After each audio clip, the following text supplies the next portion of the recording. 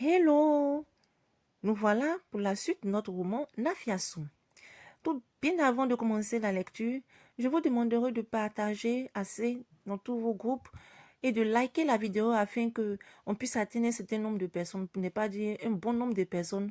Enfin, ces personnes qui voudraient écouter une histoire. Merci. On y va, chapitre 8. Nafiassou grandissait dans l'affection que lui portaient ses parents. Nafiassou était à présent une très belle jeune fille. Sa ressemblance avec sa défunte mère était stupéfiante. Aou, qui avait pu enfin donner un petit frère à Nafiassou, était heureuse. La jeune fille lui vouait un respect sans limite et lui avait même trouvé un sobriquet. Maman Renée avait demandé à ce que Nafiassou ne soupçonne rien du drame de son enfance. Il y avait une telle complicité entre Aou et sa petite fille que la vieille femme avait préféré laisser les choses ainsi. La seule ombre au tableau était Kwao. Il devenait morose de jour en jour. Il buvait plus que de coutume. Sur son visage se lisait la mélancolie et la tristesse à certains moments, surtout quand son regard s'attardait sur sa fille. Il était troublé au plus profond de son être par sa ressemblance avec Nadia. Le jeune homme se demandait pourquoi il avait fallu que Nafiassou soit le sosie de Nadia. Sa fille, en effet, avait la même gentillesse sans limite, le même teint, le même regard, le même sourire et surtout la même voix claire et cristalline que sa femme décédée. Quand il voyait Nafiassou de dos, Kwao s'y trompait toujours. Pourquoi avait-il fallu que la jeune fille hérite de la démarche fière et du port altier de sa mère? Kwao n'arrêtait pas de se poser des questions. Hélas, sans réponse sinon que Nafiassou était la fille de Nadia et qu'il n'y pouvait rien. Il savait qu'en d'autres circonstances, cela lui aurait fait énormément plaisir. Oh, comme les choses auraient pu être simples. Mais en ce moment, cela le gênait et le faisait souffrir à la fois. Il avait l'impression de revivre à chaque instant un passé enterré depuis longtemps. Et pourtant, Nafiassou l'aimait beaucoup. Il savait que lui aussi avait éprouvé la même chose auparavant, mais à présent, ce sentiment ne ressemblait plus à celui d'un père à l'endroit de sa fille. C'était plus que cela. Il se surprenait en train d'être jaloux quand il voyait sa fille sourire à une personne de sexe masculin. C'était le genre d'amour qu'un amant éprouve pour sa dulcinée. Kwao avait compris qu'il désirait sa fille en tant que femme et cela le mettait mal à l'aise et lui faisait peur en même temps. Il tentait de noyer son malaise dans la boisson, mais cela ne faisait qu'aggraver les choses. L'homme savait que quelque chose était en train de changer au tréfonds de son être et qu'un autre personnage naissait en lui malgré lui. Il ne se comprenait plus. Il partait très tôt pour les champs et n'en revenait quand la nuit tombait. Il espérait ainsi s'éloigner de sa fille qui représentait un danger permanent pour lui. La fille, en revanche, s'empressait toujours d'être aux petits soins pour Kwao comme l'avait été jadis sa mère. Kwao ne voulait pas faire le moindre mal à sa petite Nafiassou. Une nuit de pleine lune, las de ses états d'âme, il décida de se rendre chez le vieux Insinou, ce vieillard qui avait été le seul à le comprendre dans ses moments de désespoir. Il fut accueilli par le crépitement des flammes. Baba Insinou avait perdu son fidèle chien depuis quelques lunes. Il était désormais seul à recevoir ses visiteurs. Kwao s'approcha à pas longs du vieillard qui somnolait dans une chaise longue près du feu. Il fixait le visage du vieux Insinou que le reflet des flammes et les rides rendaient encore plus surnaturel. Il frissonna. Il avait toujours eu cette impression chaque fois qu'il était venu voir le vieux, comme il l'appelait. Il s'assit doucement sur le tabouret vacant et resta silencieux un moment avant de lever la voix. « Baba, oui, Kwao, mon fils, répondit le vieillard. Kwao sursauta de surprise. Ne t'étonne pas, mon fils, poursuivit le vieillard. J'ai entendu quelqu'un venir depuis l'entrée de ma concession et j'ai su que c'était toi. Sois le bienvenu. Bonsoir, Baba. Je suis passé m'enquérir de ton état de santé. Ça va, ça va. Hormis la vieillesse, comment se porte ma petite fille? C'était ainsi que Baba Insinou appelait Nafiassou. Oh, elle est toujours accrochée aux lèvres de sa grand-mère pour écouter les contes. Et Aou, supporte-t-elle cette quatrième grossesse? Je pense que oui. Peut-être qu'avec un peu de chance, tu pourras avoir une autre fille. 3 garçons pour le moment, ça va. Il te faudrait maintenant des filles.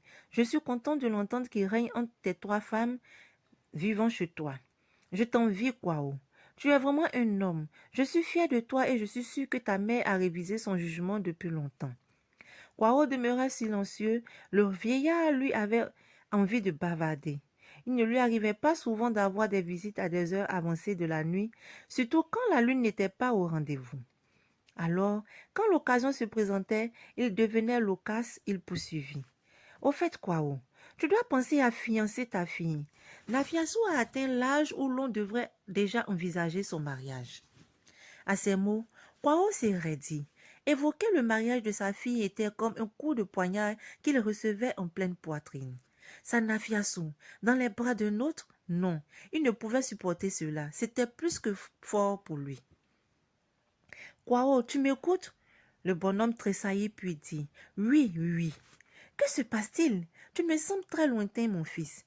Qu'est-ce qui te préoccupe à ce point? Nisinou ne pouvait imaginer le combat intérieur que se livrait Kwao. Celui-ci lança de but en blanc. Baba, pourquoi ne peut-on pas épouser ses propres enfants? Tu sais que Nafiasu est le sosie de Nadia. En l'épousant, ce serait comme si je recommençais tout à zéro et ainsi, personne ne pourrait faire souffrir ma fille. Cette réflexion fit sourire Nsinou. Il observa un moment Kwao et revit pendant une fraction de seconde le jeune homme indécis qui luttait pour trouver une solution à son avenir des années auparavant. Certes, Kwao était devenu plus adulte à présent. Il commençait à avoir de fines rides sur le visage. Depuis la mort de Nadia, il s'était mis à boire de l'alcool, ce qui déplaisait à Nisinou car le jeune homme maigrissait à vue d'œil. Il avait perdu peu à peu cette joie de vivre qu'il avait avant. Kwao, tu sais bien que cela est impossible et ce serait très mal vu. C'est vrai que ta fille est très belle et c'est la raison pour laquelle tu dois lui trouver un jeune homme aussi beau qu'elle et surtout riche afin qu'elle ne manque de rien. Sais-tu que le fils du chef Amanzé m'a avoué être amoureux d'elle? Le chef du village voisin? Mais oui, son fils aîné qui travaille en ville. Celui-là qui vient chaque fois voir son père avec sa belle voiture et qui est en train de construire une école pour tous les villages environnants. Et n'oublie pas que son père est également riche. Il possède des plantations de palmiers, de caféiers, de riz. Dans cette famille, ta fille sera traitée en reine. Pense-y sérieusement et si tu veux vraiment le bonheur de ta fille, tu dois prier les dieux pour que cela se réalise. Et puis, il n'est pas marié ce jeune homme-là. Quand a-t-il vu Nafiasu? Un jour où il sillonnait les alentours pendant une de ses visites à son père. Ce jour-là, le hasard a fait que Nafiasu décide de m'apporter des fruits. Ils se sont rencontrés sur le petit chemin qui mène à la rivière et il l'a accompagné jusqu'ici. Je crois qu'ils ont sympathisé. Ils sont jeunes et je suis sûre qu'ils formeront un très beau couple. Nafiasu t'a parlé de ce jeune homme après cette rencontre? Non, mais je sais qu'elle n'est pas indifférente.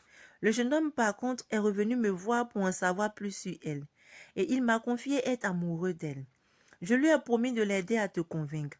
J'ai tout de suite parié que cela te ferait énormément plaisir et que tu en serais même heureux. Fit Kwao, et il pensa, heureux moi, j'en souffrirais plutôt. Il détestait déjà ce jeune homme, quand bien même celui-ci serait probablement un bon mari pour sa fille. Certes, l'occasion était bonne d'offrir un mariage d'une telle envergure à sa fille.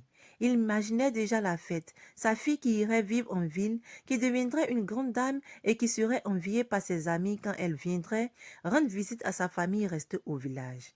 Il voyait déjà les honneurs qu'il aurait, ses petits-enfants qui se transformeraient et se comporteraient en petits blancs. Pas mal comme avenir pour Nafiasu.